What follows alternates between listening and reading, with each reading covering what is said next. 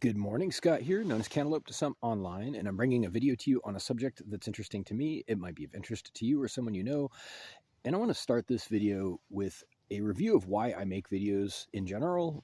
I see many of my opportunities and my family's opportunities in this world as connected to general misconceptions, people having the wrong idea about things, and I do believe that if everybody had the right idea, the world would be a much, much better place, if not a perfect place in theory. I'm just saying.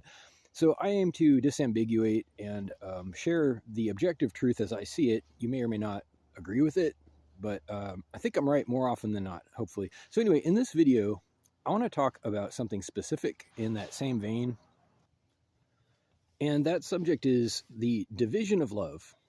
What do I mean by division of love? Well, some people call it polyamory, some people call it polygamy, some people prefer to just judge the entire concept as being untoward, and they are devout, staunch monogamists. And that's actually the law at this time in this part of the country. I don't believe that polygamy is permitted here. It's been banned, unfortunately. I say unfortunately because I don't think that there is a wrong way to love. First of all, if it's consensual and there is no damage, if it's actually legitimately harmless, I don't believe it's anybody's business but the people involved, first of all. Second of all, I believe that there is a misconception. Here's the entry point for my video. There's a misconception, and first of all, I am not advocating for polyamory. I'm currently not looking for a relationship. I'm not trying to get into, a big love situation like the reality TV show. And I think that this is highly politicized already. There's a lot of propaganda, and there has been for centuries now, especially since, the Mormons used to do it and then stopped doing it. And anyway, the thing is, polygamy is objectionable if you are considering men and women to be the same thing.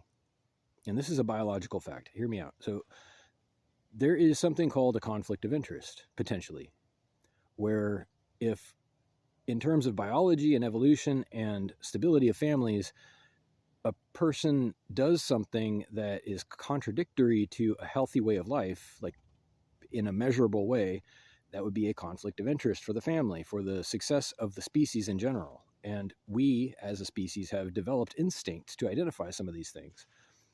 I believe that jealousy is one of these instincts, but it is poorly refined because men and women both experience jealousy.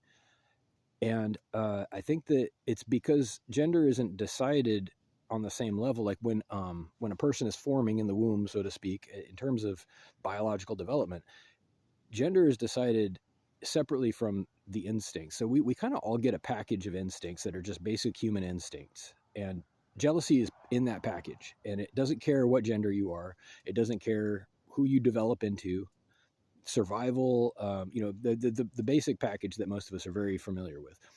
And I think jealousy is in that package. So what I'm saying is that there's a conflict of interest logically when, for example, a female takes multiple mates in terms of biology, because suddenly there's ambiguity as to who the genetic donors were. You don't know who's responsible for the child, and you end up with a single mother in nature, presumably, if you just look at it. I'll give you time to think about it. Correct me if I'm wrong. However, on the other side, there is no conflict of interest due to the fact that men don't get pregnant when a man takes multiple spouses. And I'm not suggesting they do.